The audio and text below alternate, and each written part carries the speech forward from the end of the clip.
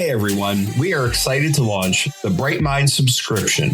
Unlimited access to all of our CE courses, webinars, and expert speakers all in one place. And for a limited time for the month of December, you can get 50% off. Normally $299 a year, now just $149 for your first year. That's unlimited CE on your schedule for half price. Head over to psych2practice.com and click sign up, and the discount is already applied. We look forward to seeing you there. And as always, be well, stay psyched. This episode of the Psych to Practice podcast is sponsored by PAR, where psychological assessments meet innovation. PAR has been the gold standard in the industry for over 45 years and has empowered professionals in education, healthcare, private practice, and research with trusted tools and cutting-edge solutions. Discover more at parinc.com. Again, that is parinc.com. Creating connections, changing lives.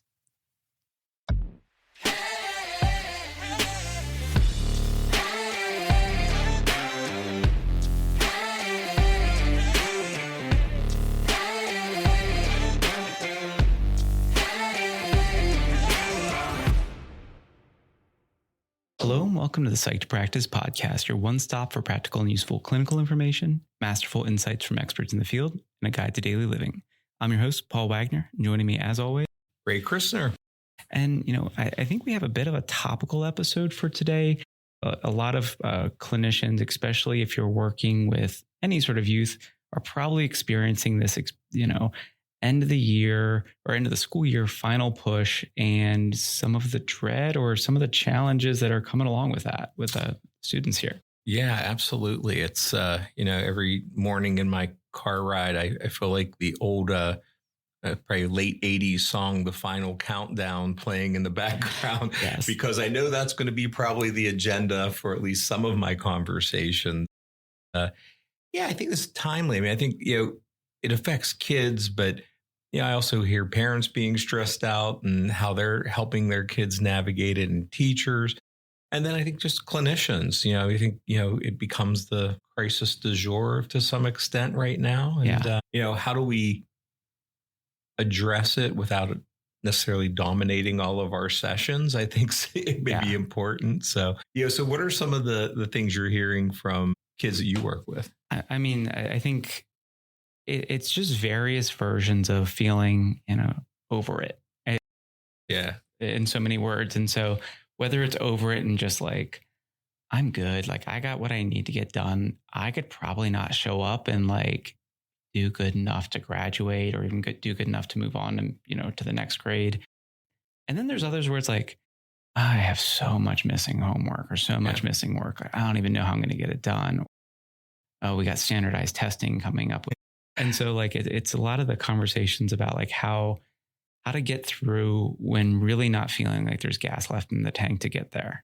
Yeah. And I think those are the three I think I hear the most too. I mean, I think those are, those topics are the most often. And I think, maybe the first part for me is, I talk to kids and parents that this is predictable. Like, this isn't the first year I've had these things happen with kids. It really, and really, kind of, I think the thing I had said to somebody today is that, your brain's not broken, your brain's tired. Mm-hmm. And that's kind of where you're at. Like there's other factors. Like we're talking about maybe the academic pressure part of it. But the person I was talking to today, she's planning for prom. There's the end of the year stuff that just comes. That's good. Like these are good events. These are things to be excited about. But they also take mental energy. And there's, field trips, which you think, well, that's a great thing. I used to look forward to them. But when they're intertwined with all the other stuff, it does. It's just an overload. Sports, the missing assignment, like, all of those pieces there. And I didn't even think about, how many conversations I have like, when am I going to fit this in? Going back to like some of like those conversations about missing work or things of that nature, just because sports are in full force. And honestly, a lot of the kiddos I'm working with, they care far more about how they're doing out in the field than they necessarily do day to day in the classroom. They want to do well for the most part, but it's like, I got this big game coming up. Like I can't be, missing practice or, those types of things there. So there's a lot that's we're asking these kids to balance all at once, and brain is tired. Yeah. And the body too. And I think there's the other piece that is just to normalize it, I think, is the idea, it's also, at least here on the East Coast, our daylight's longer. We're dealing, as the summer and spring and summer are coming into play. So kids are home from school and they be doing things. And I find even myself right now, I'm probably not quite as productive as I've been, only because, again, here in PA, we've had some nice days that have been in a row, which is really good. So, I walk outside and I'm like, I'm going to go home and I want to, hang out on my patio a little bit or go for a nice walk. While that's wonderful and that's healthy and things we want to promote, then the next morning I come in and go, oh shit, damn it, I got to now write all this stuff. With, even being an adult, that's hard. But then, you put yourself in a 12-year-old body or an 18-year-old body.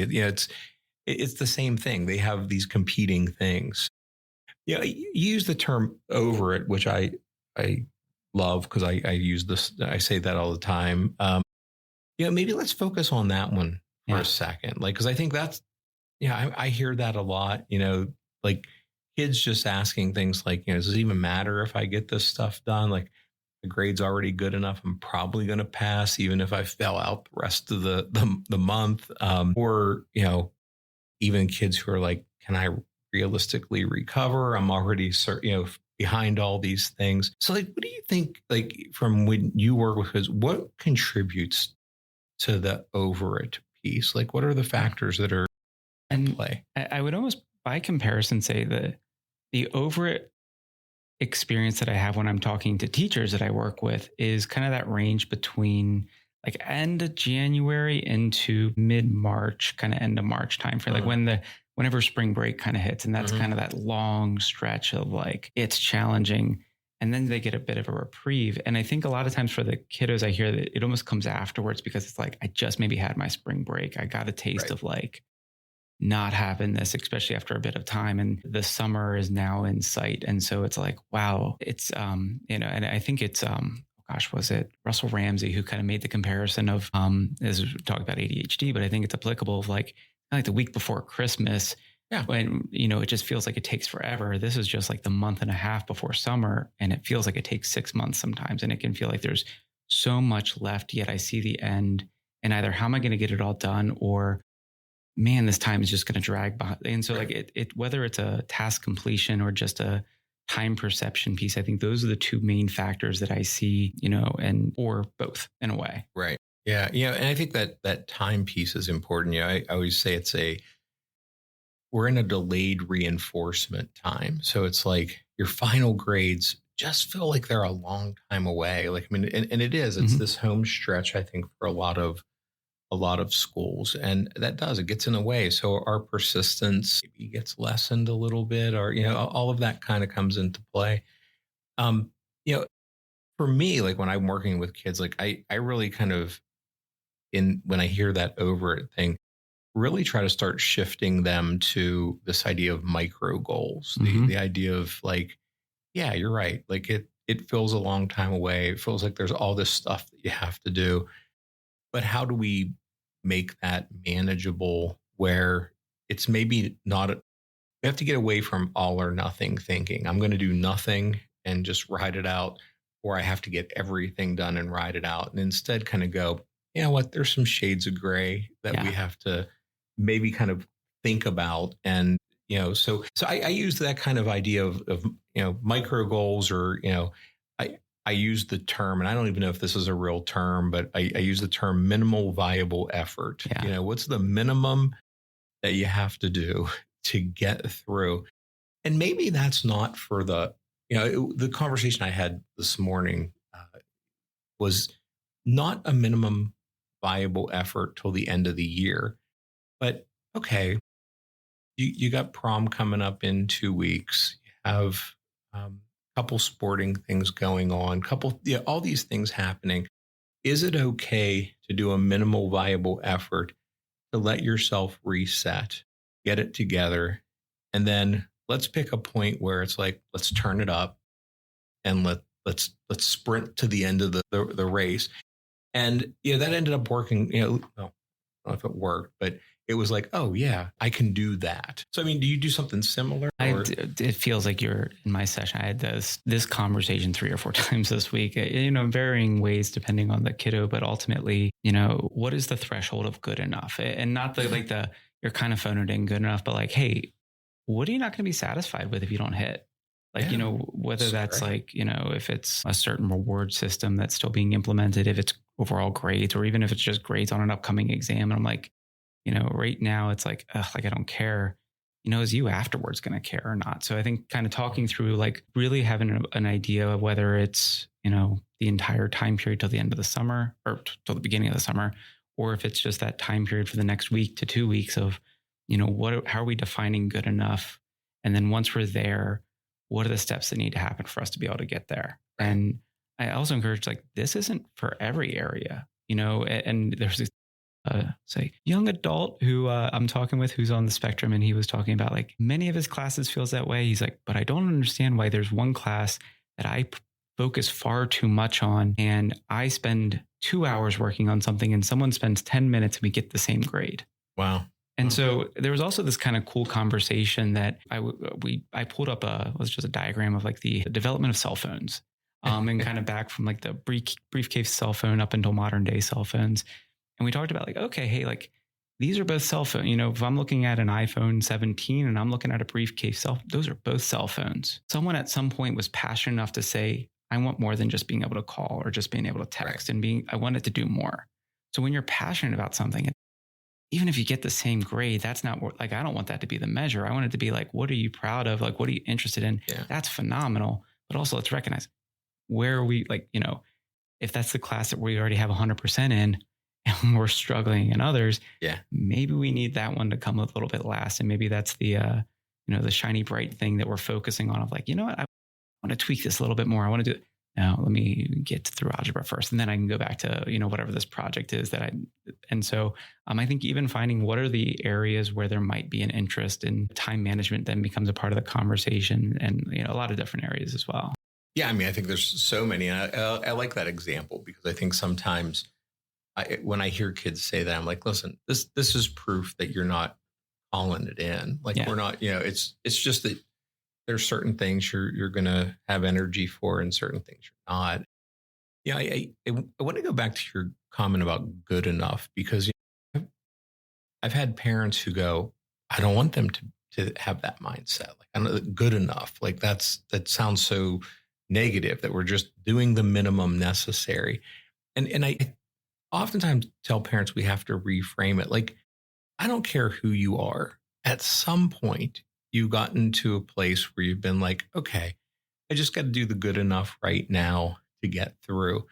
And that at times doing that doesn't set you up to develop this lack of motivation and you're always going to just be good enough. That sometimes we have to balance. And sometimes, I always go back and I think we've talked about this before. I think, going way, way back to a real early episode with Michael Alsey, talked about, this orchestra kind of mindset. And I use that a lot because I think that's kind of how I live. And what I tell even parents is like, sometimes that mindset is about, it's okay if we're playing all of our instruments at a really low tone. That's all right. You don't have to turn them up and blast them. And sometimes we have to pick and choose what we're going to rise and what we're going to let just be mellow. And that's okay. And I try to use kind of that as a metaphor of like, it's not about turning it down that, and I use good enough too. I use that term just because kids relate to it. But really what we're talking about is being able to balance or create a harmony with yourself. And sometimes going, it's okay if it's just enough to hear it, but not too loud. Now, at some point, we have to turn up certain things when we need to. But getting kids to recognize that, I think is just so good for wellness long term, because it's what helps me. Like, I mean, there are times that I can play every instrument really loud. and I have the energy to do it, and it doesn't fatigue me. And then there are other times I really have to conduct a little bit and make the balance of sounds or the harmonies kind of blend together differently. So it's something I use. And to that, like a lot of times I have the good enough conversation when I'm talking about not so much school related, but if you're cleaning your room, there's your good enough and there's your parents' good enough. And then there's like, you did phenomenal. And like above and beyond, like that's awesome. If you hit the above and beyond, let's make sure we're hitting our parents good enough. Like, like what's that range look like? And like being able to assess like that. And so even if it's what is good enough on a paper, and that's where like, I think, going back and we can talk about like decoding rubrics or things of that nature there, or, what is good enough for, you're showing your work, right. And especially if I'm working with some neurodivergent kiddos, it can be like, well, I feel like I need to write more. I feel like I need to write more. I feel like I need to write more. And it's like, well, like if we take this away, can we still understand? Like, just some of those right. elements of it, of trying to create a lens of how do they build an assessment of, have I answered the question to the capacity where it is good enough, or have I completed the assignment? I think that, we probably go into a whole other conversation about breaking that down, but yeah, right. I think that's a really helpful skill to work to kind of like talk through and encourage. And just even if it's leaving it as a question for them, like, how do you know when good enough is good enough? And like, maybe we have to wait for consequences. Maybe we're running an experiment. Hey, I think if I just do like half the homework, that's good enough. Let's try it. If it's not going to fail or tank your grade, just try half, like see what happens. Well, and it's interesting because I think sometimes when we do that, and I love the experiment mentality with it, is I've had kids who, listen, they're good students because they literally work their ass off. I mean, they do. And then we kind of go, okay, you're burning out. Listen, next paper, just do what you have to do.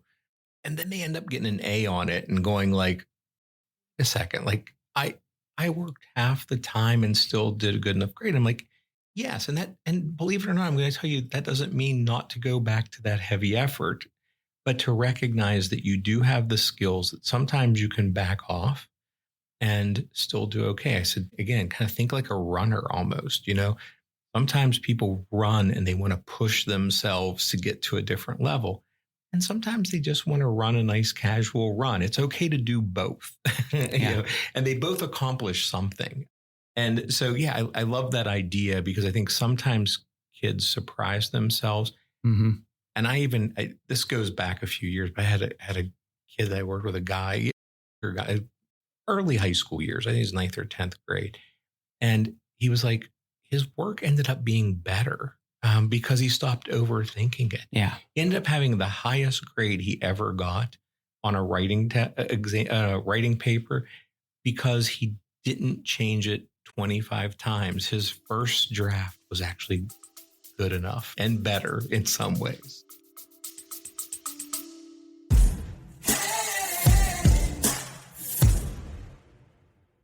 And now a word from our sponsor. PAR's AI Report Writer is an AI-boosted tool that generates comprehensive reports, including interpretations and recommendations based on scores from a wide range of popular assessment tools. Spend less time on report writing and more time supporting students. Learn more at parinc.com/AI. That is parinc.com/AI. And now back to our conversation. Yeah. And so I think, coming back to like, what is that over? It's so many different things. And I think it's up to us to kind of decode, with the client in front of us, what is their version and what does better look like, or what does good enough look like? And, in a lot of ways. And I think, you mentioned this earlier, but I think this is really where it's key to validate. Like, hey, I get you're over it. I was over it at that point in time, and, being able to share how there can be almost the idea of like, just because you're over it right now doesn't mean that you're going to be over it later on. And so one of the things I think the vast majority of my clients have had to hear me say this at one point in time or the other, but one of my, just the goals I have for every person I see is that how do we work to live a life with as little regret as possible? And so sometimes I bring that up in this conversation, like, hey, what's the likelihood that you're going to regret this? And like, stop and think, like, based on past experiences, based on this point in time, the year before, what did you do? Did you regret it? Did you not regret it? Did you regret putting too much effort in? Like, just kind of framing that. So I think the validation piece, but then also being able to have that framing of like, how do you make sure you don't, you're not kicking yourself or you're not beating yourself up later on for this? Yeah. I mean, I think I think there's a lot of skills we can put into place clinically in there, and doing, I love that idea of the regret. I have not done that, but that's a great, something I think as you were saying, I was like, oh yeah, that's a great kind of twist to put on it. But even just helping kids reframe and recognizing again that we don't have to be all or nothing. Yeah. Like, it is okay to be like, hey, maybe it's not till the end of the year. Maybe you're just going to take a week for good enough, and then you're going to turn it back up. Like, just those conversations, I think for kids can be empowering and almost, maybe it doesn't eliminate the over it completely, but it at least makes them go, okay, wait, I have some choices here, and they're not just black and white choices. We can look at those middles, which I think are good. I want to jump to kind of, we maybe hit on this a little bit, but I think the other thing, I think maybe you had a comment about kids that have a lot of work done. Yeah. So this kind of missing work avalanche that kind of might happen with some kids. I guess when we hear that, and I think I hear this more with adolescents than I do younger kids. I think high school kids probably more specifically. But how do you approach that with them? Like, maybe they're already behind, and I had somebody had 43 missing assignments, which, how do you get out of that, right? It's just, you don't have enough days of school to get out of it. So how do we reframe that for kids? I try to start off with talking about like, how do you get the most bang for your buck? And so we talk about like prioritizing. And so, if we're looking at the assignments, however many you have, which ones are going to do the most for you? And so if it's a core class that you need to, it's a graduation requirement, and then you have another one that's an elective, can we kind of nix the elective? And it's like, oh man, that sucks that but it's not going to have the same impact there in terms of like, what is it that we're investing in? So kind of that idea of also good enough. And both parents and teachers don't like when I use this language, but kind of like cutting your losses with certain assignments. Sure. And like, why don't we just, nope, I'm going to intentionally choose not to, because now I'm going from 43 to 30, and 30 is still a lot, but okay, there's at least 30 days left. And so I can, and so kind of, it makes it a bit more approachable, and we can, section out a chunk that says like, okay, well, what are we really focusing on here? But I think also it's not just about point value. I really try to talk about like, if we have a 25-point assignment and then a 5-point assignment, but in the 25-point assignment, we are doing really well in the class. We have an A, like maybe a solid A. There's a lot of points already in the class. And so if you miss the 25, you like the class, like you'd rather not. Maybe there's a 5-point assignment that's the difference between a C and a D. And it's like, man, I really want this. Like, okay, let's make sure we're prioritizing that. And so it's not just assessing for the point value, but really trying to like say like, what's going to really be the most impactful and beneficial for you here. And so once we have those identified, really talking about task chunking. And so I use the metaphor of a road trip, and I'm like, I don't want you looking out in the mountains so far away that even as you're going mile by mile, it doesn't seem like you're making a change. Once we have this, we have our roadmap, our, set with our priority list. What's mile 1? What are we focusing on in the rest of the mile? Mile 2 will matter after we're done with mile 1. And we're just kind of almost getting back into that. Let me get into the flow of focusing on what's in front of me. So I use a different term. I'm like task chunking. So like creating that plan, and then being able to also creating specific deadlines for certain things. And deadlines didn't work the first time. So they like, well, why is this going to work the second time? And I'm like, okay, well, let's bring in either artificial consequences. So let's bring a parent in, let's bring a friend in. Let's say, there's a guy who I said, hey, you're not buying your prom ticket until this is done. And like, let's bring your parent in because they're paying for your prom ticket. And I was like, do you think you'll get it done? He's like, yeah, because my date's going to kill me. Like, all right, let's bring your parent in because that's too much. I was like, is it too much or is it going to be effective? And so like there's times where it can feel like, leveraging urgency or leveraging a bit of that, like, how do we work to create that in an artificial sense that can be managed?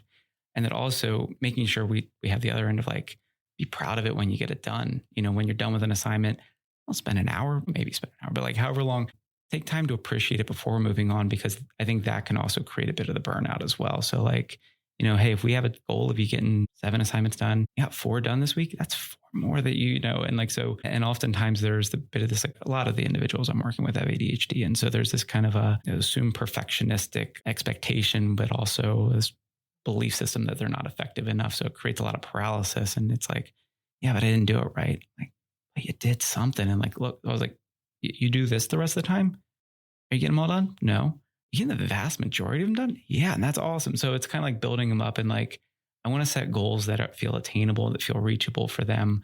I want them to make sure they're knocking out the stuff that's going to be the most effective, but also working to create a sense of value in what it is that they're investing in. And like being able to, again, good enough can be, invigorating. It doesn't just have to be like, I barely scrape by. That doesn't mean I want you to feel like super thrilled about not getting the other stuff done, but it's how do we offset it? How do we not just, because they can be critical on themselves so harshly. And it's like, you got to celebrate the good, appreciate the little things. Yeah, I think that's great. I mean, as you were talking, I was kind of going like, how do we conceptualize this idea of what kids experience? And when it comes to like this motivational kind of issue and this, this missing work piece. So thoughts were coming in my head is like, one is the idea of task ambiguity, where the kids don't even know what they need to get done. Like, I mean, it's just like, they know there's tasks, but they're really unclear. And the other thing I was looking at is like deadlines are unclear or undefined, that the tasks are undefined, that it's, there's all these things, but once you're that far behind, there's no longer an actual due date or a structure. And then it just keeps building. Yeah. And then the other piece when you were talking, I was thinking it was like this idea of an emotional overlay that then comes into play, whether that's shame or just, this idea of avoidance, like they get into this avoidant loop that kind of happens. So, I mean, I think as we run into kids like this, it's so easy to just look at the manifestation of not getting things done. But there are these complex layers that come into play. As you were talking, I was like, okay, like for me, I break it down in a real similar way. Like, so I use the term reduce, clarify, and sequence. So for me, it's first, what is optional, what is essential. So kind of back to what you were saying, like, it's this idea of some things are just, you don't have to do them. You just got to so look at that, what can we excuse? What are things that we might modify? And what can we condense? Like that kind of mentality. So that's the reduce thing for me. The clarify piece is really take the vagueness, that ambiguity, and define it. I'm going to write one paragraph, and I'm going to do that tonight for this paper I have to do, or whatever it is, but give it some actual bind kind of things. Or I'm going to just answer questions 1 to 5 on this assignment. But I'm going to do that tonight. I'm going to do 5 every night for the next 5 days. Guess what? You'll get it done. like that's going to happen. So that clarify. And then the other piece is the sequence for me. And kind of, again, real similar to what you're saying, is like one task at a time structure. Like, we're not trying to get 43 done. We're going to try to just get 1 done. Which one do you get the most benefit out of? And let's focus on that one.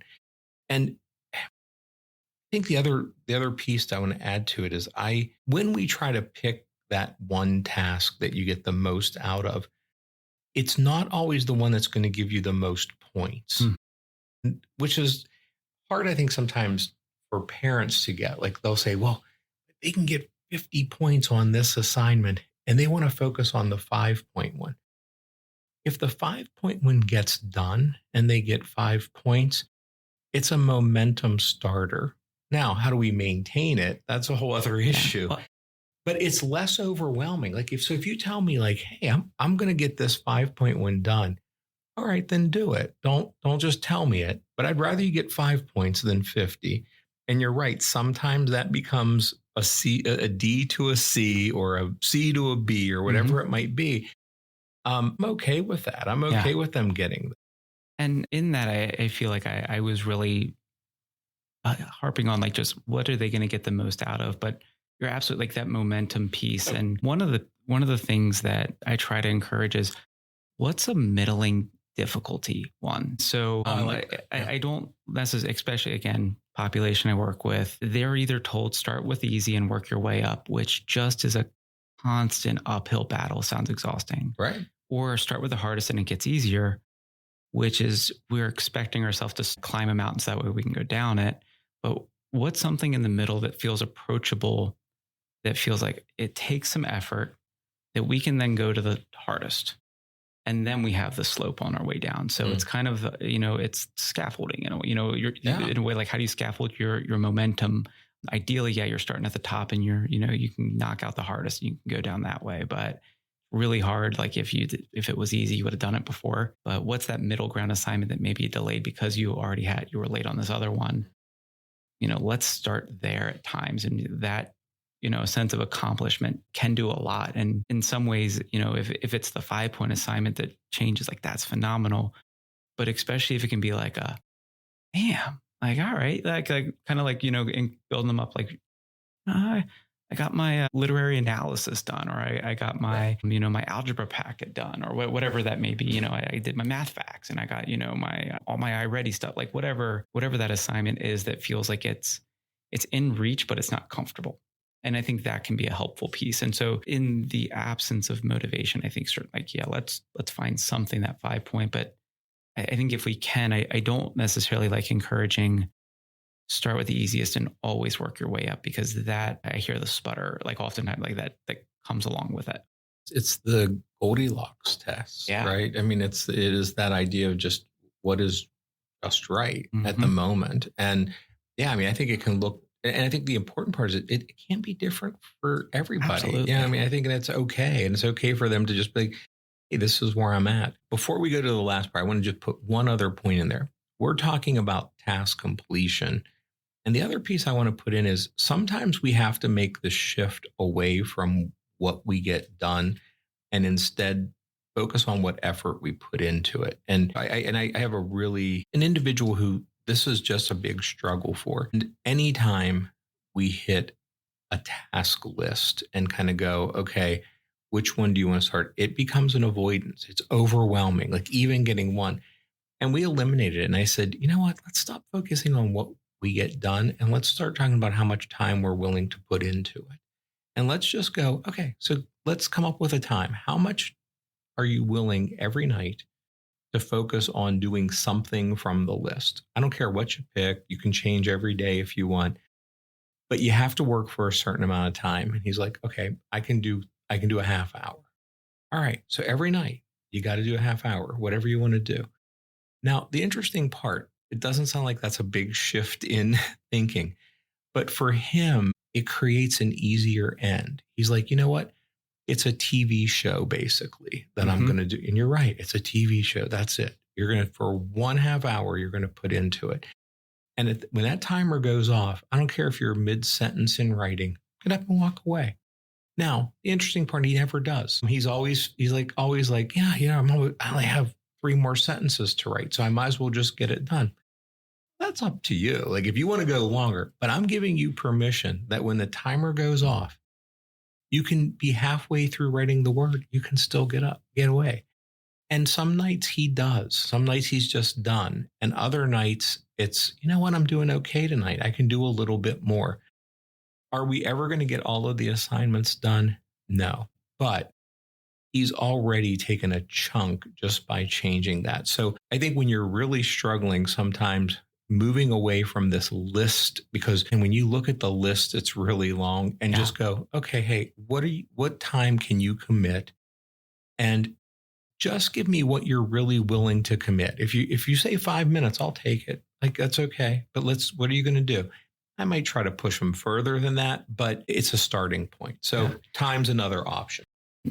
To this, I feel like we're talking about the, these, like, how do they get through even if it's not getting everything done, to get to the other side. And there's I think a case I can think of recently where the other side is not ideal, where this individual missing a lot of school, to the point where they were senior, they were going to graduate, and because they've missed a lot of school, now they're not going to. And it's the frustrating reality of, we could lay into the lecture of the consequences of action, all that, they're beating themselves up far more than that conversation's ever going to do.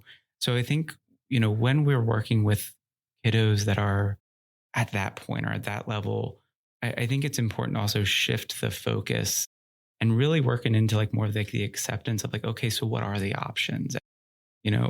We have to almost let go of a bit of like I can scrape by and I can make it work when we're being told, no, we're past the point of no return. And so instead, how do we make the best out of what we have? And so, that conversation ended up being like, okay, you can drop out. You're 18, you can drop out, you take your GED, probably, at this point, maybe even finish it before graduation would actually happen, and you're done. Then you don't do whatever, it's treated as the same thing and you move forward with things. You can drop out and just enter in the workforce. That is an option for you. I don't know that you want to, but it is an option. Do you talk to the school and see, hey, can I walk and can I finish in the summer school? And like, what does that look like for you? Or is it, I'm going to take this time and I'm going to then come back in the next school year. Like if those, and there was a few more, but like if those are the relative options, it's not, what do you want? It's which of these sounds like it's the best fit for you. And there's a difference there, because what do you want is, I want to graduate. I want to graduate and walk. Okay. That's not an option. And so it's kind of like processing, and I'm saying, oh, that was easy. Like practicing a lot of the acceptance elements of that. And I think that can be a really challenging piece, but I wouldn't be surprised if, there's some of you listening, you're like, oh, yep, that's so-and-so. Like, and having to have some of those hard conversations and not approaching it with shame, not, they're getting it from parents or getting it from elsewhere, but encouraging them, how do they make an informed decision of what's going to be the best fit for them and meet them where they're at, I think is an important piece and, a part of this time period. Yeah. I mean, and I think that's, that processing is absolutely important for us to look at. And because they may not have thought through all those options. And as you were telling that story, I had a case, it's been a while ago. I couldn't even say how long ago, but a while ago. And I had a kid in the same situation. So like, hey, let's talk about your options. Like here are all the things. And it was interesting because he kept going back to, but I want to walk. I'm going to be one of the first in my family to go across the stage. I want to be that person. I want to do that. And he opted return to school another year. And at the end, he was like, you know what? This has got to be my motivation that next year I'm not in the same place at the end of the year. And we used that to create a plan that he executed and did. He ended up the following year graduate. But that may not be the right option for somebody else, and I think, and that's okay. And what do you want to do? What's the plans? Like for him, it was meaningful to him as an accomplishment. The interesting part, he ended up took a gap year, went back to school. Like when I actually went to college, haven't seen that, was doing well. Don't know if that's how it ended, but it was a rock bottom for him to then give him momentum. Yeah. For a different place. I've had others who said, you know what, I'm going to cut my losses. I know I'm academically can pass the GED, and that's what I'm going to do. And that's what I need for my next step in my next chapter in life. Yeah. Great. And this was actually I think what I would consider our first COVID year, where there was a lot of virtual learning. And there was a young woman I was working with who she struggled with virtual. And like, she was on a roll like the entire time, and she's like, I don't get a prom. She's like, why am I doing this? And so this was a bit of an earlier conversation. Her and I started talking about it in February, but she's like, I can go and I can enroll in being a phlebotomist, but I need my GED. And so by the time I'm, everyone else is graduating, I can be making, and I forget what the salary range was, but She's like, I can do this and then I'm guaranteed. And I'm already, I'm working a part of the hospital anyway. So like, I'm already familiar with the people there because I'm, doing janitorial work there. So I don't see the point of needing to stay in high school. Now that was a hard sell for mom. But ultimately when she turned 18, she stopped going to school. Well, she stopped walking on to school at that point, but then being able to she followed through, and it was challenging and actually didn't go exactly the way that she planned. Her thought was like, oh, I'm going to have all of this. And like she'd, I think, gotten her first paycheck by the time she would have graduated, but still having her GED and then also being, whatever the certification course she needed from being a phlebotomist. So I think let's not discount the idea. Like there are options out there and it's not, you got to graduate and that's it. I loved, I'm not trying to advocate for, we shouldn't encourage graduation, but also what are our roles? Our role is like, how do I work to let I want to limit regret. And in that, staying through and struggling and actually probably having the worst academic performing year to just graduate, honor roll C's. I think I actually she had a few D's too. She's like, I don't want that. Like, and I'm already really struggling. She's like, I'm going to regret that if I end up choosing that. So yeah, it is different paths. It's the idea of problem solving through it for sure. So let's wrap up with the one, maybe a little shorter topic, but you mentioned about standardized testing. Yes, for anybody in PA, if you listen to this here soon, that's pretty much the next couple of weeks for kids. But I think that every state has their version that's kind of happening, and I'm hearing more and more kids stressing about it. Now, it's interesting. We've been talking about older kids. This is my younger kid issue. This is the one where it's like my 3rd through 6th grade really are the ones that, and really the 3rd graders right now seem to be the most stressed. But, I'm getting a whole bunch of I guess we'll call them catastrophizing thoughts of, I had one this morning that was, my teacher's going to lose their job if I don't do well. Probably not. Now somebody probably said that. I'm not going to say who knows where that came from. I'm pretty sure that you don't have that much power in your test scores. But I think there's this thought that I hear with kids. It's somehow this test score defines who they are as a student. That if you don't hit this level, somehow you haven't learned as much as you should. And boy, it just isn't. Yeah. So, are you hearing the similar things or? Very similar. Anxiety for my younger kiddos, boredom for my older, and dread in a different way for that. But yeah, certainly I don't know that I've heard my teacher will lose their job. I have heard. That's my newest. Will the school need to shut down? Almost in an excited way. I'm like, let's not lean into that. But talking about just like that, it's going to be hard, it's going to be challenging, or even what's the purpose or function behind it? And it's exhausting, and I think again, a part of my role there is at first be the next few weeks are going to suck. And the challenge, you've dealt with things that have sucked before. This is just going to be another one that's, and so how do we work to either prepare well? How do we work to reframe and kind of going in with as, feeling confident or at least not feeling as much distress at times and being able to meeting the need depending on what it is. So almost, again, I would say there's kind of this ambivalence in terms of I don't care, again, more the I'm over it, but just specifically with the standardized test element, there is the I'm so worried and, it's going to define who I am. And then there's the, not that I'm over it, but it's when I'm done, I can't lay my head down and sleep. And so I'm just going to be so bored and I don't feel like reading a book. It's just kind of they're perseverating on that end point in time there. Right. So I would say those are the 3 flavors of those conversations that I've been having here recently.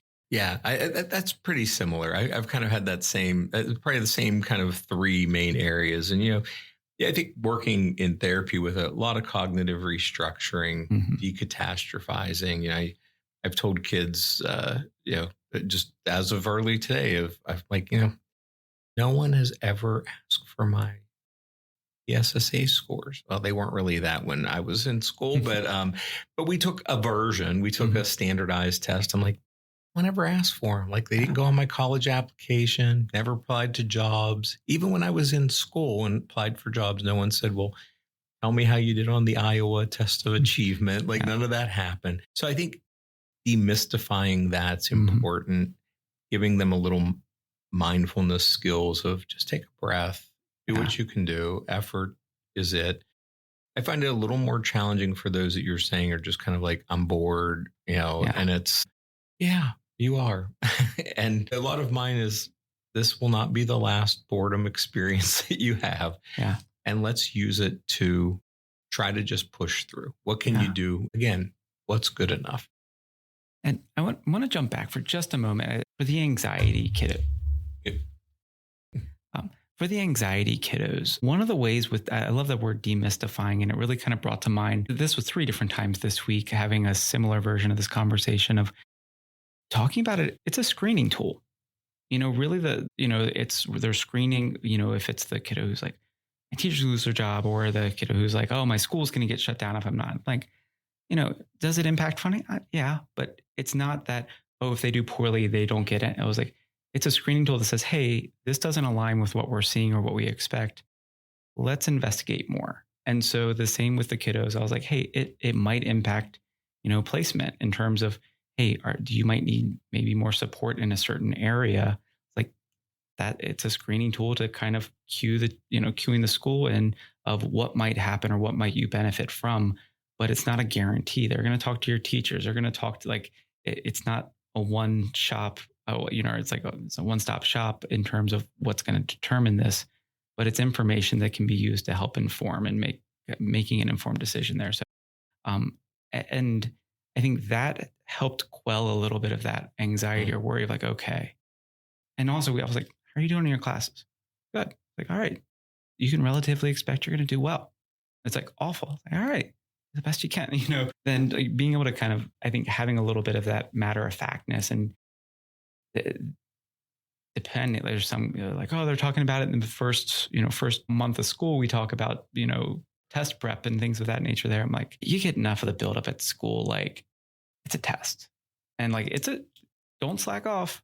Don't drive yourself crazy with it either. And again, finding that Goldilocks of what's just enough to care and put forth your best effort. Sometimes I get into the nebulous question of how do I know if I'm doing my best effort? And that's a whole other thing. But like, I think that's an important piece. And I like the idea of the screening tool element of it. And that help some kiddos land like in a certain way, like, oh, okay. And I think even with that is you're not supposed to get them all right. Like that is the key. The test is not designed for everybody to score 100. And if they did, then it means the test is really not a good test. And I always kind of use the metaphor of an apple tree and picking apples. I kind of say like, these tests are designed where some of the apples hang low enough that everybody's probably going to be able to pick them. And then there's going to be some apples that are a little higher and not everyone's going to be able to get, but a lot of people are, probably most of the people. And that's kind of the sweet spot of the test. And then there are some that are really high up on the tree. And unless you own a ladder or you're really, really, really tall, they're really going to be hard to get. And that's okay. You have a lot of other apples that you can pick from to eat. You don't have to get all of the ones at the top. But tests are designed in that way that we're not supposed to just everybody get them all right. But you use your problem solving to pick as many apples as you can. And you're probably going to have enough to do well. And that's it. And a lot of times that they're like, oh, really? Like we don't have to get them all? No one has to get them all right. This is not a test of perfection. It's a test to see, again, screening. Is the school teaching what you need for your grade level? And somewhere there's a sweet spot and it will help find the sweet spot. That's it. As you're describing that, I can't help to imagine also like, and sometimes you get lucky and you throw your shoe and you knock the apple off. Right. But I love that because I say something similar. I'm like, sometimes you just figure a way to hit those high apples and that's okay. It may be a guess and it's okay if you guess. Sometimes that's a great strategy. Now, if you can take your time and problem solve first, don't just throw your shoe. If I can reach it, I probably don't. My shoe doesn't need to go flying. Yeah, I love that idea because again, it demystifies, right? It's like, it's okay. It's okay. Like if I don't know it, what is the best option that I have to get it? And maybe it is throwing the shoe. I think that's okay. And going back to you talked about the boredom kiddos, and like I have a very similar kind of like, hey, yeah, it's not the first time you've been bored, not going to be the last time. So what have you learned about boredom in the past? And it's often like, I get on my phone. I was like, okay, well, you don't have your phone. Like what will you have? And not even having a piece of paper. So if it's a book, it's like, all right, how do you find something that's at least interesting, or if it's like, find something that has some cool pictures, if you're not really interested in actually reading it, like, hey, if you think about what you want to do for the summer, or think about what do you want to do when you get home, like, oh man, like I really want to go and just like, play soccer with my friends, or, I want to go and I want to jump on Fortnite and I want to see if I, whatever that is. I was like, daydream, when you're done. I was like, but let's then get to that point where we're completing it, because what I don't want you to do is get lost in a daydream halfway through and then we're crunch time for the test, or we're not finishing it in the time, a lot of time. And the vast majority of the time, it's like more of like, no, what am I going to do when I'm done type of conversations, and just engaging a little bit of idea generation. But I really like to start off with like, what have you done before? What do you do when it's a long car ride and your phone's dead? I look out the window. So look out, if you have a window that you can look out the window, or whatever that may be, like right. Just trying to encourage them to lean into like, what have they already found success in? I had a grader just recently, and we were talking about PSSAs because this is in Pennsylvania. Their last year, they have to take that specific test, and it's a boredom kid who's just like, and so we came up with a similar strategy. I said, listen, every time you answer 10 items, like you not right, just you answer 10 items. I want you to take whatever that last item was about and try to think of a song that would connect you to that. And I want you to try to sing the lyrics in your head and break the boredom. But when that song's done playing in your head, then I want you to start the next 10 items. And every time you're going to have to try to make a connection. And now we haven't tried it yet. She's going to be doing it in the next few weeks. But she was like, oh, that could be fun. Like, so if it's the reading part, I could take the word and try to think of something. Right. Yeah. Like think of something. It's just going to be something that you have to look forward to that could be interesting. And it's a challenge for you. And for her, she was like, okay, that sounds good. We know songs are, if she truly play all the lyrics in her head, it's probably about 4 minutes. So it's not the longest, time frame. And if she does that, great.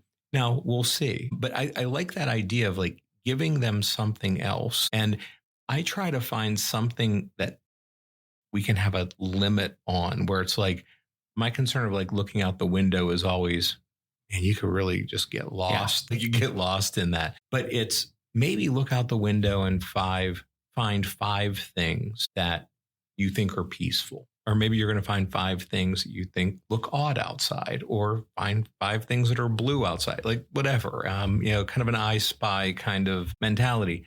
But then we put an end limit on the looking outside. And I think if we can do that, it can give some motivation. Is it the most fun thing you could do? No, but it's just something to break the monotony of the test. Absolutely. So this is a lot of stuff. Yeah, when we only got through 3 of the different things that people could deal with. But yeah, I mean, I think this end of the year predictable stress and all of that, it's coming. And for those who are working with kids, it's also coming to an end. That's a good part. So hopefully some of these will give some strategies either to parents or to clinicians having these conversations. And, referenced Ray, that it's the final countdown, and, before we know it, school's out for summer. That's it. And so, we can persevere and continue on. But thank you so much for joining us today. We'll be back in 2 weeks. But until then, be well, stay psyched.